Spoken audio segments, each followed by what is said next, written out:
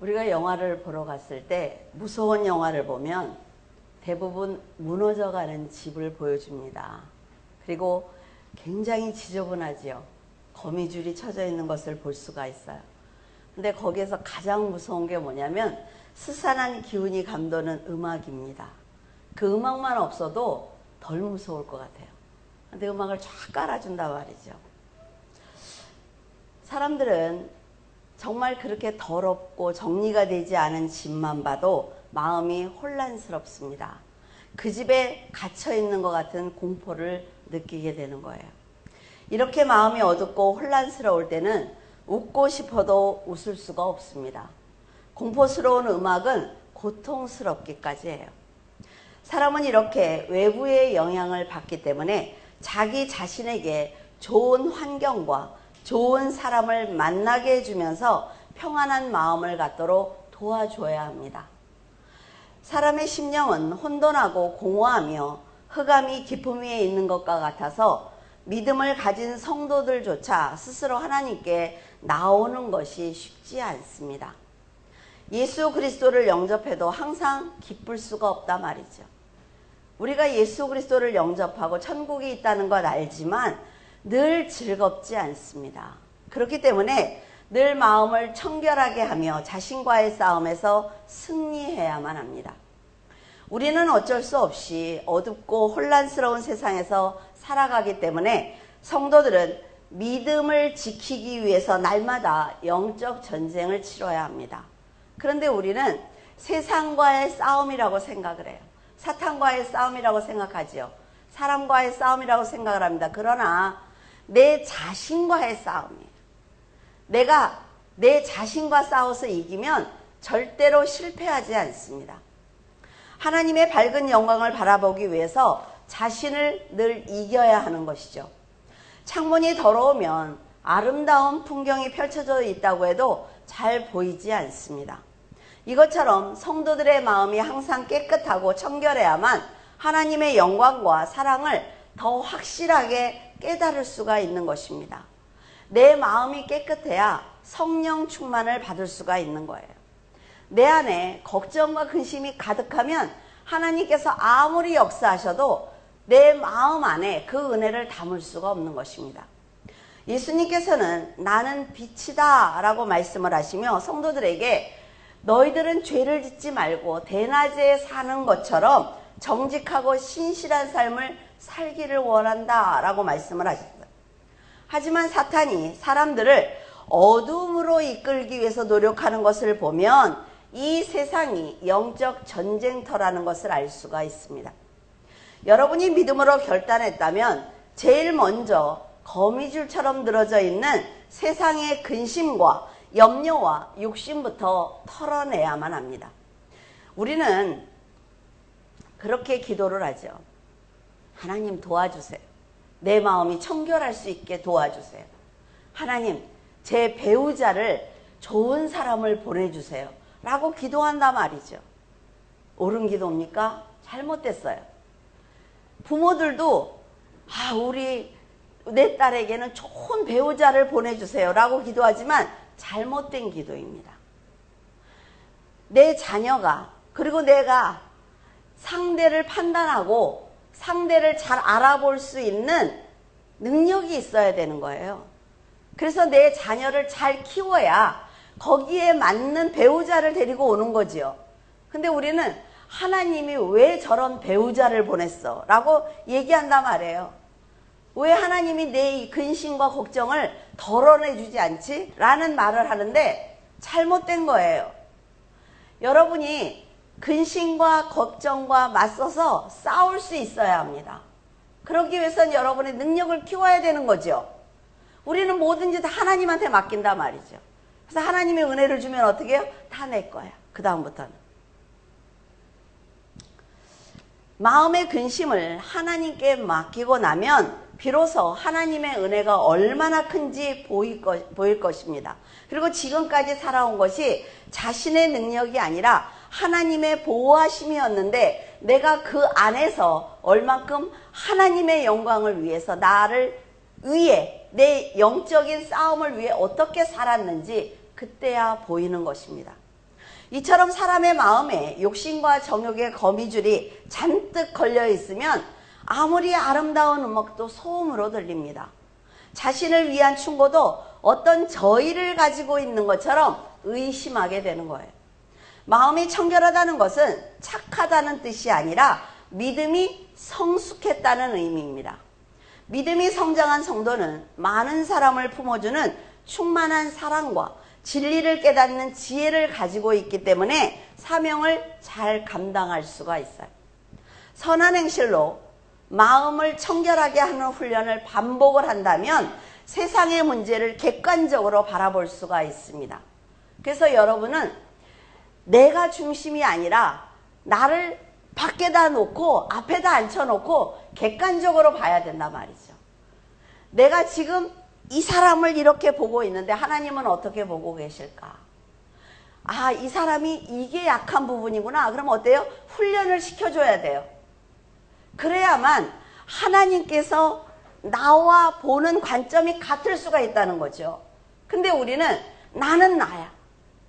그리고 하나님께서는 일방적으로 내 종이죠. 하나님께서 왜 나를 도와주시지 않지?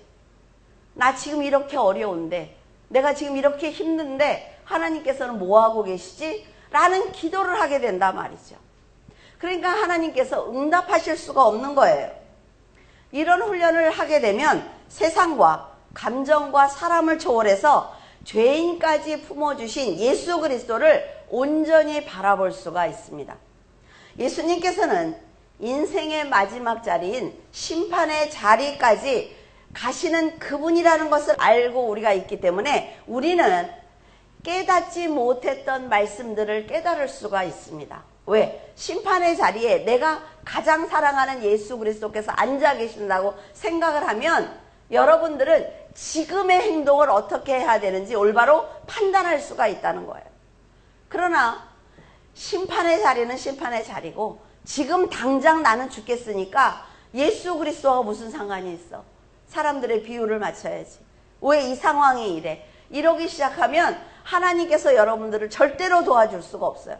그리고 여러분의 지금의 행동이 절대로 변하지 않습니다. 자, 예수님께서는요, 자기를 배신한 제자들과 그리고 자신을 죽이려고 했던 가룟 유다까지 구원하기 위해서 노력을 하셨습니다. 원수를 사랑하신 거예요. 이런 용서는 한 점의 흠도 죄도 없이 청결하시기 때문에 하실 수 있는 일입니다. 자, 내 안에 내가 가득하면 상대를 절대로 용서할 수가 없어요. 그러나 여러분 안이 다 비어있고 하나님이 중심이고 나를 내어놓고 옆에다가 객관적으로 볼 수 있는 눈이 있으면 원수를 사랑할 수가 있습니다. 마음이 청결하지 못한 사람은 다른 사람을 완벽하게 속이고 자신의 욕심을 다 채웠다라고 생각을 하지만 그런 행동은 곧 자신을 속이고 하나님을 속이는 아주 큰 죄입니다.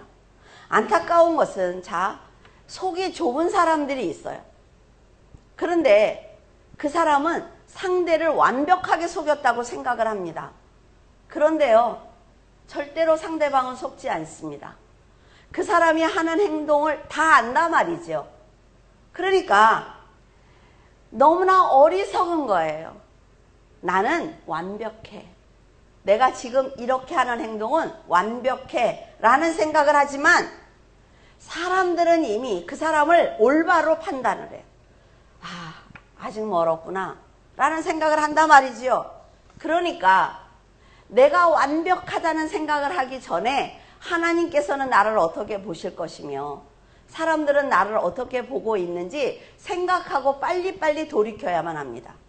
화인 맞은 심령이 되면 거짓된 인생을 살아도 부끄럽지 않단 말이죠. 왜? 교회 밖에 나가서 하는 행동은 아무도 모를 거라고 생각을 해요.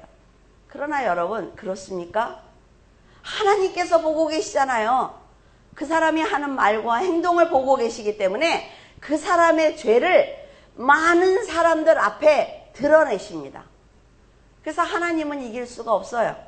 성도들이 살면서 한시도 잊어버리지 말아야 되는 건 지금 내가 갖고 있는 믿음이 사후 세계를 결정한다는 것입니다. 믿음으로 가는 사후세계에 대해서 확실하게 아는 사람은 그 중심이 흔들리지 않습니다.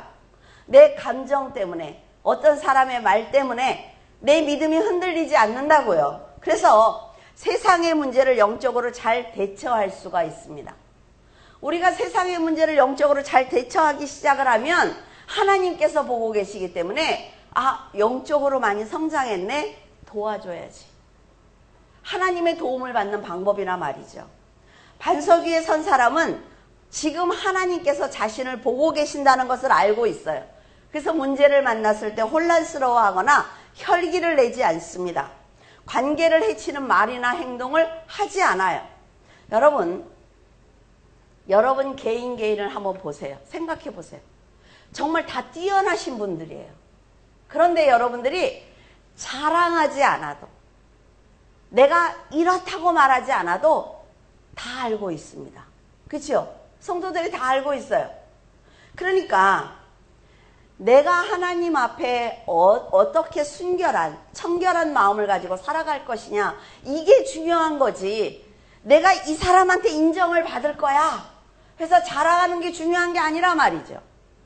인생에서 만나는 문제는 하나님께서 그의 믿음을 보시기 위해서 흔들어 보시는 것입니다. 성도들은 그래요. 그러니까 반드시 정직한 믿음으로 그 문제를 바라봐야 되는 거예요. 그리고 그 문제를 능히 해결해 주시는 그리스도께 나아가야 하는 것입니다. 야고보서 1장 19절에서 21절, 내 사랑하는 형제들아, 너희가 알지니 사람마다 듣기는 속히 하고 말하기는 더디하며 성내기도 더디하라. 사람이 성내는 것이 하나님의 의를 이루지 못함이라. 그러므로 모든 더러운 것과 넘치는 악을 내버리고 너희 영혼을 능히 구원할 바 마음에 심어진 말씀을 온유함으로 받으라. 사람의 인격은 그 사람이 하는 말과 행동에 의해서 결정이 됩니다. 어떤 상황이든 내 입 밖으로 나온 말과 행동을 통해서 그 사람이 어떤 사람인지 알 수가 있어요. 말을 안 하면요, 중간은 간다고요. 근데 말을 하는 순간 저런 사람이었어? 그렇게 생각하잖아요. 그러니까 여러분은 어떤 일을 처리할 때 굉장히 신중하게 생각을 해야 됩니다. 지금 아주 중요한 얘기를 할 거예요.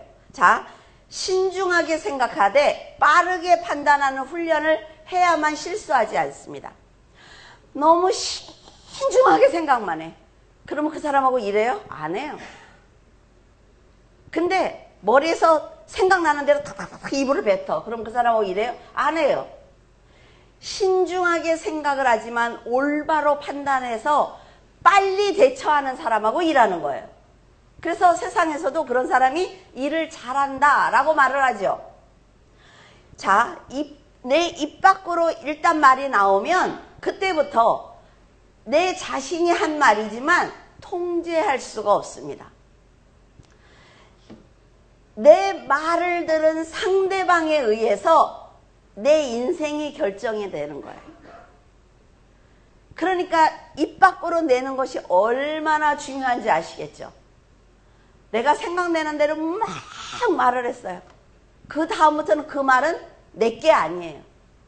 그 말을 들은 상대방 것입니다.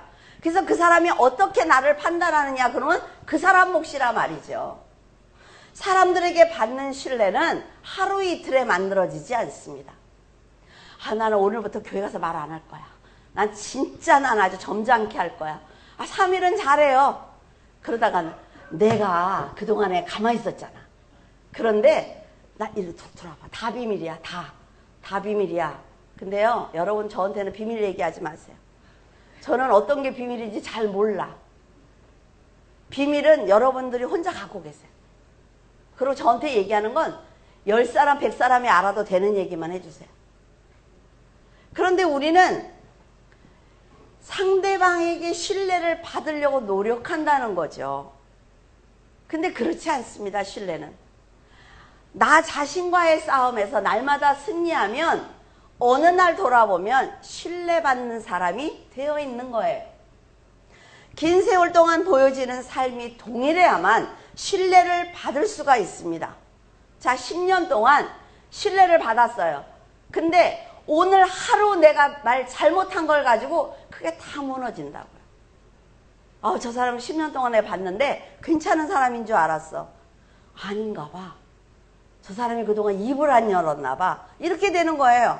그러니까 정말 조심해야 됩니다. 이 육을 벗고 하나님의 얼굴을 보는 그 순간까지 노력해야 되는 거예요.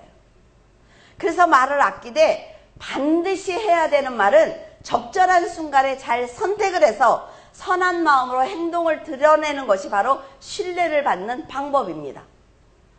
여러분, 적절한 순간에 적절한 말을 하는 사람처럼 지혜로운 사람이 없습니다.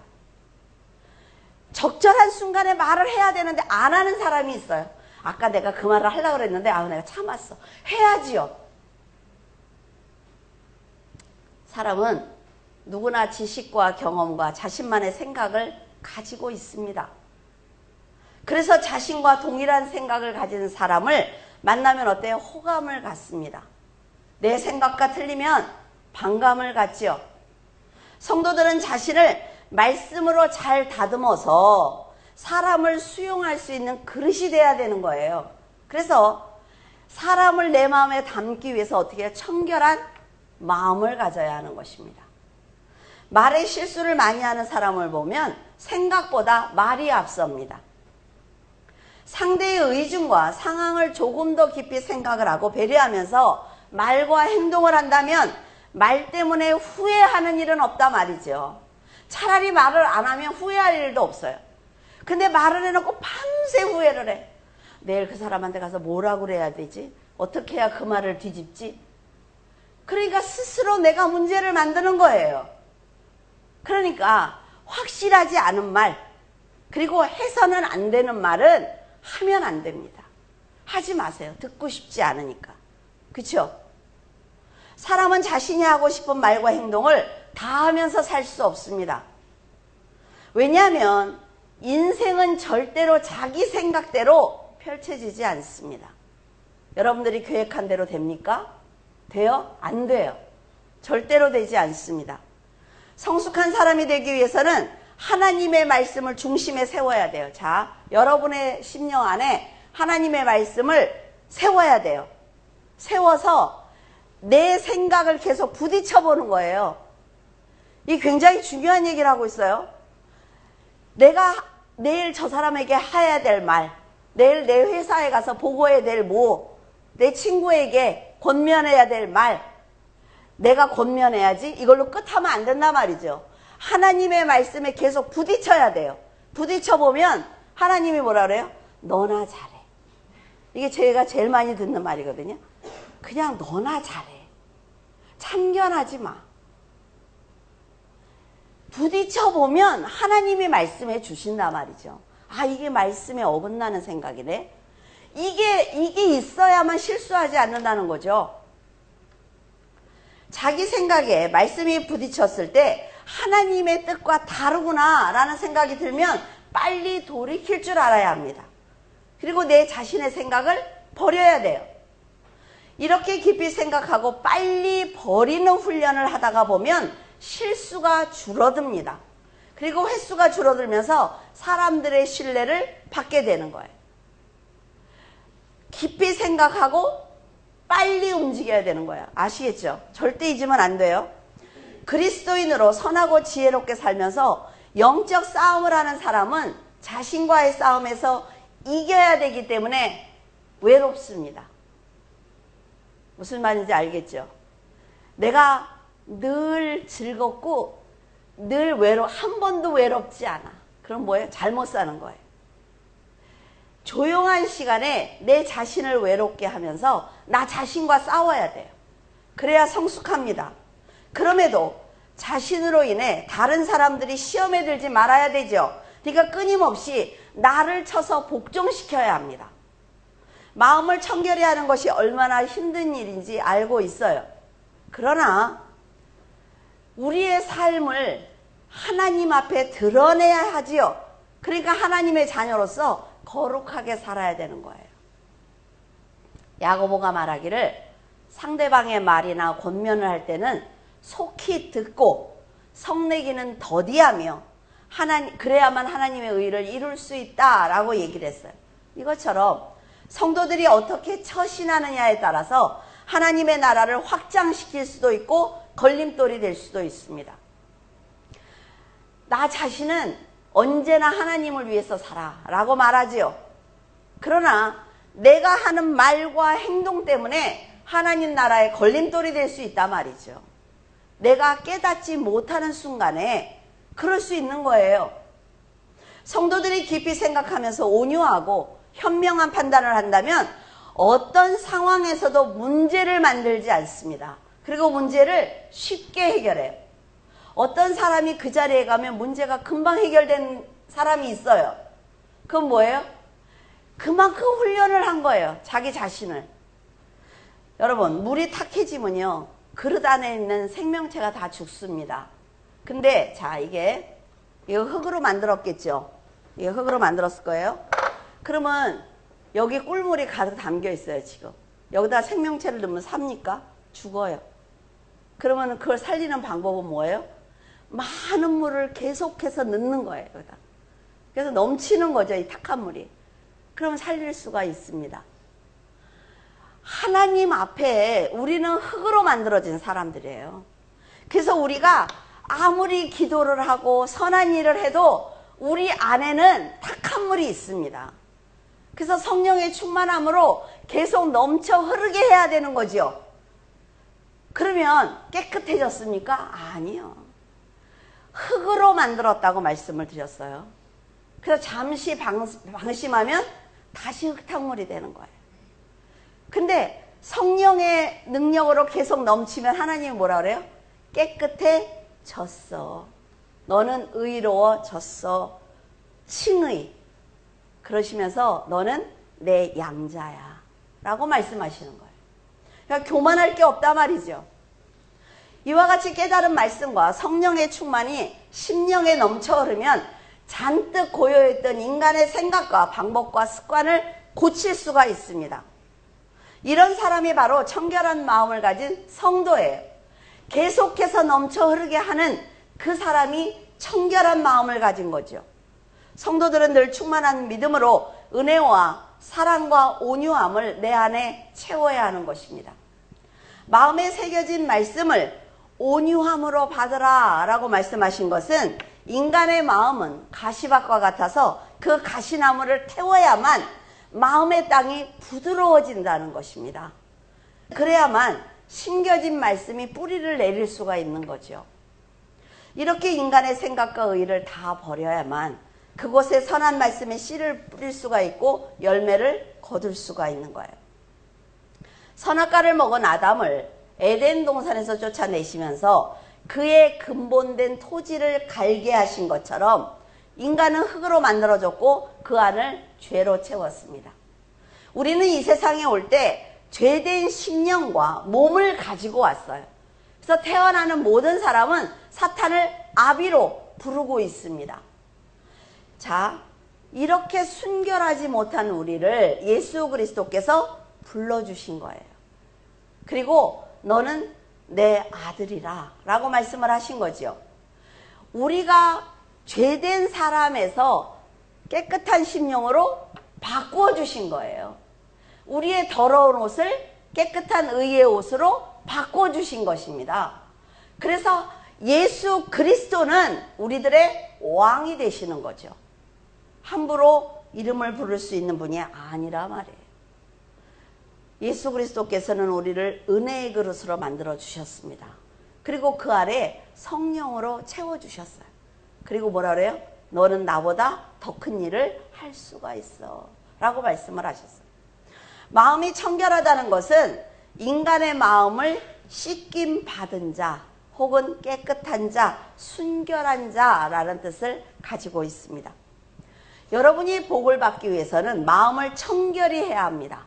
그리고 오직 예수 그리스도만 바라보면서 순결한 삶을 살아야 돼요. 잠언 17장 3절에 도가니는 은을, 풀무는 금을 연단하거니와 여호와는 마음을 연단하시느니라.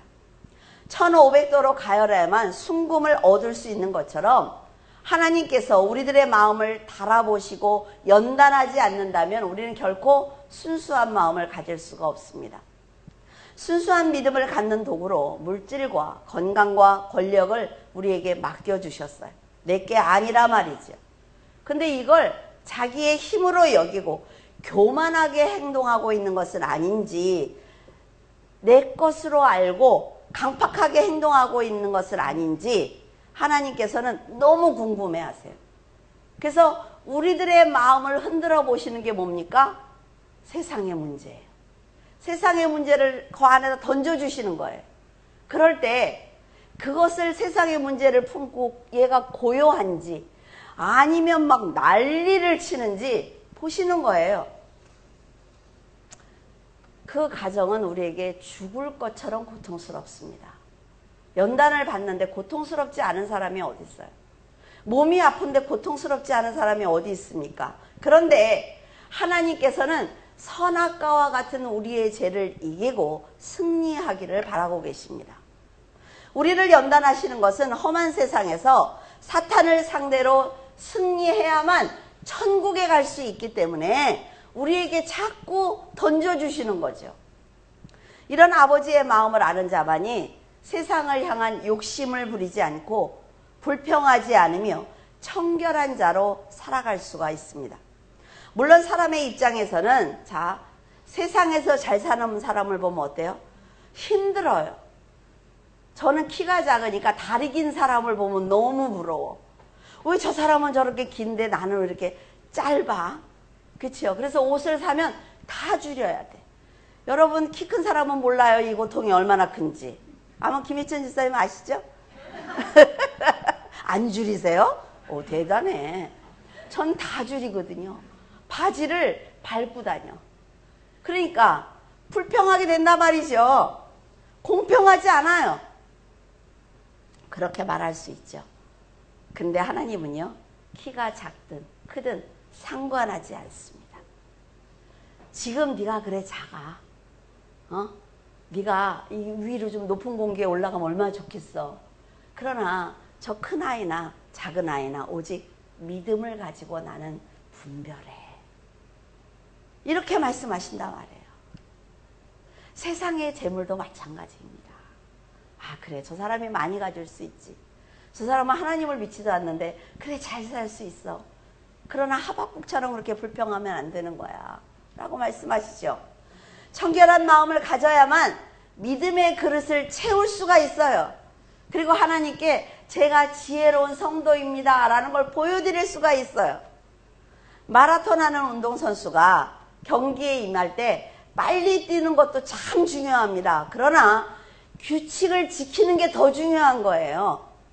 아무리 빨리 뛰어도 정해진 법대로 경기를 하지 않으면 상을 도로 빼앗길 수가 있단 말이에요. 여러분은 하나님의 사랑을 받는 성도입니다. 하나님께서 정하신 법대로 최선을 다해서 충성한다면 분명히 여러분을 위한 상급은 준비되어 있습니다. 그 상은 세상이 주는 상과 전혀 다른 거예요. 자, 하나님 상급을 주세요. 제가 이거를 했으니까 하나님 상급을 주세요. 저에게 주시는 상급을 자녀에게 주세요. 또 이렇게 기도하시는 분도 있어. 하나님, 제가 이렇게 열심히 했으니까 이 상급을 쟤한테 주세요. 그렇지 않아요. 걔 상급은 걔가 해야 돼. 일을 할 수 있도록 돕는 게 부모라고요. 근데 하나님이 주신 상급은 뭡니까? 영생이에요. 영생입니다. 이 땅에서 순교하는, 자기 인생을 다 버리고 순교하는 사람과 일주일에 한 번씩 교회 나오는 사람, 그 그릇의 차이이기 때문에 똑같이 구원받습니다. 좋죠? 근데 여러분들은 다 내가 보면 열심히 해야 되는 사람들이라 뭐 좋아할 것도 없는 것 같아요. 출애굽기 19장 24절, 여호와께서 그에게 이르시되 가라, 너는 내려가서 아론과 함께 올라오고 제사장들과 백성들에게 경계를 넘어 나 여호와께로 올라오지 못하게 하라. 내가 그들을 칠까 하노라. 출애굽한 이스라엘 백성들은 시내산에 도착을 했습니다. 도착한 셋째 날, 연기가 자욱한 불 가운데 여호와께서 임하셨어요. 얼마나 멋있을까요? 한 번만 봤으면 좋겠어요. 근데 직접 모세 이름을 부르시면서 산으로 올라와 라고 명령을 하셨습니다. 하나님께서 모세의 이름을 직접 부르시면서 가까이 올라오라고 하신 것을 보면 모세가 청결한 마음을 갖기 위해서 얼마나 노력했는지 알 수가 있습니다. 왜? 청결한 자는 하나님을 뵐 것이다 라고 얘기했어요. 모세는 자신의 인생보다 사명이 먼저였습니다. 그렇기 때문에 하나님께서는 그에게 특별한 사명을 맡기신 거예요. 여러분, 인간이 홍해를 가른다는 건 절대로 불가능한 일입니다. 하지만 모세는 하나님의 전능하심을 믿었기 때문에 지팡이를 들어서 바다를 가른 거예요. 모세도 사람이기 때문에 만약 홍해가 갈라지지 않으면 어쩌나 하는 두려움이 있었을 것입니다. 저는 이번에 수련회 가서 여러분들을 위해서 기도하기 전에 하나님 앞에 정말 통곡을 하면서 우는 거 보셨어요? 왜? 두려운 거예요. 이분들의 마음을 열지 못하면 어떡하지? 제가 여는 것도 아닌데도 그런 생각을 했어요. 하나님 여기까지 왔는데 하나님 앞에 다 마음을 열고 찬양하고 기도하지 않으면 어떻게 하죠? 저에게 맡기지 않기를 원합니다. 라는 기도를 하는 거. 두렵습니다, 여러분. 그런데 모세가 자기 생각을 버리고 죽으면 죽으리라는 믿음으로 순종하자 홍해가 갈라진 것입니다. 그리고 이스라엘은 안전하게 육지를 걸어서 건널 수가 있었어요. 하나님은 절대자이기 때문에 사람이 직접 만날 수 없습니다. 그래서 하나님께서는 모세에게 네가 산에 올라올 때 너를 따라서 백성들이 올라오면 죽을 수 있어. 그러니까 올라오지 말라고 명령해라 라고 말씀을 하셨습니다. 성결하지 못한 백성들이 거룩하신 하나님을 보고 싶은 마음에 올라오면 죽을 수 있습니다. 하나님은 사람이 보고 싶다고 해서 뵐 수 있는 분이 아니에요. 여러분은 하나님을 뵙기를 원합니까? 그러면 마음을 청결히 하기를 바랍니다. 마음이 청결한 자는 복이 있나니 그들이 하나님을 볼 것이다 라고 말씀하셨기 때문이에요. 지혜를 가지고 듣기는 속히 하고 말하기는 더디하며 성내지 말고 낮은 자리에서 섬기는 자로 살아간다면 모세처럼 하나님이 먼저 만나자 하고 여러분의 이름을 부르실 거예요. 하나님의 은혜로 여러분을 품어주실 것입니다. 시내산에 이스라엘 백성들이 도착을 하자 하나님께서는 율법을 주시면서 사람들이 어떻게 사는 것이 정상적인 삶인지 알려주셨습니다. 그 율법은 오합지졸이잖아요. 남의 나라에서 430년을 살다 나온 사람들이기 때문에 어떻게 사는 게 옳은지 몰라요. 명령만 듣고 살았단 말이에요. 잘못하면 죽고. 그러니까 하나님이 율법을 주신 거예요. 그래서 이렇게 살아야 돼. 이웃을 탐하면 안 돼. 이웃의 아내를 탐하면 안 돼. 다 가르쳐 주셨어요. 어떻게 사는 게 옳은지. 그러니까 하나님께서는 인간이 정상적으로 사는 방법을 먼저 알려주신 것입니다. 그 가운데 죄사함을 받을 수 있는 성막을 같이 주셨죠. 그러니까 율법은 사람의 죄를 사해 줄 수가 없고 자꾸 죄를 만들어주는 거예요. 만들어주는 게 때문에 우리나라도 어때요? 법이 많이 만들어지면 좋은 게 아니에요. 법이 적을수록 좋은 겁니다. 그래야 사람들이 죄 짓지 않지요. 그러니까 하나님께서 그 죄를 사함받을 수 없는 율법만 갖고는 이 사람들이 나를 만날 수가 없으니까 성막을 주신 것입니다. 죄를 사해 줄 수 있는. 그래서 하나님은 죄를 용서받을 수 있는 성막 안에 한 사람의 죄를 사함받을 수 있는 한 동물의 피를 원하신 거죠. 피가 있어야만 용서를 하신단 말이에요. 그래서 하나님의 사랑이 얼마나 놀라운가를 보세요. 여러분에게 연단을 주실 때 하나님은 반드시 뒤에 해결 방법을 가지고 계십니다. 근데 우리가 연단에 넘어지는 거예요. 하나님한테 기도하지 않죠. 왜? 연단이니까. 근데 여러분 그걸 한번 뚫고 나가보세요. 그러면 뒤에 하나님이 응답을 갖고 계세요. 그래서 여러분한테 늘 말씀드리죠. 하나님은 장난꾸러기 같아요. 하나하나 보고 있다가 하는 것 같으면 탁 주신다고요. 한번 해보세요. 하나님께서는 정말 거미줄과 같이 얽혀있는 우리의 심령을 청소해 주셨고 우리의 죄를 사해 주셨습니다. 누가복음 17장 21절 또 여기 있다 저기 있다고도 못하리니 하나님의 나라는 너희 안에 있느니라. 바리새인들이 하나님의 나라가 어느 때에 임합니까? 라고 예수님께 여쭤보자 하나님의 나라는 볼 수 있게 임하는 것이 아니야 라고 말씀하셨어요. 요즘 어떤 사람들은 하나님의 나라가 어디에 있는지 다 아는 것처럼 말합니다. 그렇죠? 그리고 자기가 예수라고 말하기도 해요. 자기가 성령이라고 말하기도 합니다. 그런데 이건 다 거짓말이에요. 하나님의 나라는 여러분 안에 있습니다. 성도들은 하나님을 눈으로 보기를 원하지요. 그러니까 누가 천국에 갔다 왔대. 그러면 막 그거 들으려고. 누가 지옥에 갔다 왔대. 그러면 맞아. 그거 들으려고 난리를 쳐요. 왜? 지옥 가시려고요? 그러니까 사람들이 그렇게 흔들린단 말이에요. 그러니까 하나님의 음성을 들었대. 그러면 어때요? 너무 부러워하는 거죠. 그리고 자기의 생각을 막 들으면서 하나님의 음성이라고 그래요. 하지만 하나님의 말씀, 예수님의 말씀처럼 하나님의 나라는 성도들의 마음에 있습니다. 그러니까 내가 얼마나 존귀한 사람인지만 알면 되는 거예요. 하나님의 나라와 예수 그리스도가 이 안에 또 성령께서 내 안에 함께 계시면서 너무 존귀하게 나를 도와주시는 거예요. 그래서 위험할 때 어때요? 천사를 동원해서 도와주신다고요. 여러분의 마음이 청결하다면 이미 여러분 마음 안에 들어와 계신 하나님을 만났을 것입니다. 그리고 늘 동행하시는 성령의 도우심으로 충만해 있을 것입니다. 성령께서 인간의 내면을 변화시켜 주시면 그 사람은 자연스럽게 예수 그리스도의 성품을 드러냅니다. 우리는 깨어진 질그릇이에요. 더럽혀진 질그릇이지요. 아무 쓸모없이 버려진 질그릇입니다. 그러나 주님께서는 세상이 돌보지 않는 이렇게 연약한 질그릇을 데려다가 모두 거룩한 그릇으로 만들어 주셨어요. 금이 흙 속에 있을 때는요, 여러분 별로 가치가 없습니다. 그런데 불순물을 건널해서 목걸이를 탁 만들면 어때요? 가치가 있죠. 아주 큰 가치가 있어요. 이렇게 가치 있는 순금으로 거듭나기 위해서는 반드시 용광로에 들어가야 된단 말이에요. 근데 이게 너무 싫어. 우리는 연단 너무 싫어. 편안하게만 살고 싶죠.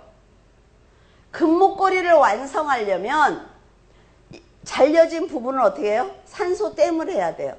제가 이것도 전문이잖아요. 집에다 산소 큰 거 하나 갖다 놓고 산소 불로 자 이걸 이렇게 엮어요. 목걸이를 엮으면 얼마나 가늘어요. 그거를 돌 위에다 놔요. 그러면 갈라진 부분이 앞에 나오잖아요. 그러면 이 순간순간 탁탁탁탁 되면서 그거를 떼우는 거예요. 그러면 어때요? 단단한 게 두 개가 액체가 되면서 녹아요. 녹으면서 딱 붙죠? 이렇게 우리는 하나님과 이렇게 딱 땜을 해서 하나로 뭉쳐진 자란 말이에요. 그래서 아무도 뗄 수가 없어요. 아이 또 속으로 아이고 쭉 잡아당기면 뚝 끊어지던데 이런 거 말고 하나님과 우리를 분리시킬 수가 없는 거예요. 하나입니다. 하나. 그래서 끊어지지 않아요. 자, 헝겊으로 기우면 떨어집니다. 그러나 금을 산소댐을 하면 떨어지지 않아요. 우리는 세상 사람들이 헝겊으로 기은 그런 차원이 다른 그런 사람들이라 말이죠. 그래서 우리의 믿음의 형제들은 절대로 뗄 수가 없습니다. 하나님과 성도의 관계도 뗄 수가 없어요. 하나님과 교회의 관계도 절대로 뗄 수가 없습니다. 예수님께서 네가 내 안에 있고 내가 네 안에 있어 라고 말씀을 하셨어요. 우리에게 모두 그리스도 안에 거하라고 권유하시는 걸 보면 절대로 분리될 수 없으니까 염려하지 마 라는 말씀이에요. 세상이 아무리 여러분들을 협박해도 두려워하지 마세요. 세상에서 일이 조금 잘 안 돼도 두려워하지 마세요. 왜? 예수 그리스도께서 내 안에 계시니까. 나에게 지혜를 주실 거야. 나와 함께 하실 거야. 이런 믿음을 갖고 있으면 절대로 여러분 실패하지 않습니다.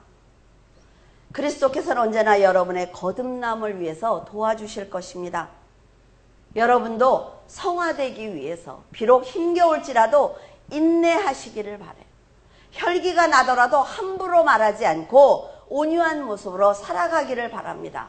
그러면 온유하고 겸손한 여러분에게 하나님은 더 많은 것을 분명히 맡겨주실 것입니다. 청결한 그 마음으로 살아계신 하나님을 우리가 만나게 하셔서 우리가 거룩한 자로 살아가게 하실 거예요. 여러분 믿기 바랍니다. 하나님께서 역사하실 걸 믿기 바라요. 여러분의 건강과 여러분의 자녀와 여러분의 지금 하고 있는 모든 일들을 하나님께 간구하기를 바라요. 그리고 여러분들이 노력하시기를 바랍니다. 그러면 하나님은 여러분을 지혜롭고 청결한 사람으로 만들어서 하나님을 뵙는 성도로 여러분들을 만들어 주실 것입니다. 기도하겠습니다. 흠이 없고 죄가 없는 예수 그리스도께서 저희들을 위해 십자가를 지심을 감사를 드립니다. 지혜가 없는 저희들에게 지혜가 되어주시고 믿음이 없는 저희들에게 믿음이 무엇인지 알려주셨습니다. 그럼에도 저희들은 하루하루를 연약한 신앙으로 살았기에 돌아보면 부끄럽게 한이 없습니다. 조금 더 청결한 자로 살아 하나님의 아들이라 일컬음을 받을 때 하나님의 얼굴이 환히 빛이 날 수 있도록 믿음의 삶을 살기를 원합니다. 곁에 있는 형제들을 돌보는 넓은 마음과 구원받지 못한 영혼들을 선한 눈빛으로 바라보게 하시고 입을 열어 복음을 전할 수 있도록 도와주시옵소서. 저희들의 기도가 허공을 치는 말이 되지 않도록 선한 행함으로 드러나게 하시고 하나님의 이름을 세상에 알려 하나님의 나라가 확장하는 거룩한 자녀의 삶을 살게 하여 주시옵소서. 너무나 사랑하는 하나님, 저희들이 하나님을 배울 수 있는 자녀로 불러주시니 감사를 드립니다. 더 지혜롭게 살면서 형제를 더 사랑하며 살겠습니다. 자신을 버리고 그리스도를 의지하며 세상을 밝히는 빛이 되어 썩어져가는 세상의 소금이 되겠습니다. 잘 닦인 유리창처럼 하나님의 영광을 그대로 드러내는 성도로 살면서 하늘의 소망을 갖겠습니다. 저희들을 불러주시고 양자로 삼아주신 그 사랑에 보답하기를 원합니다. 언제나 우리가 세상의 길로 가지 않도록 품어주시는 예수 그리스도 이름으로 기도드립니다. 아멘.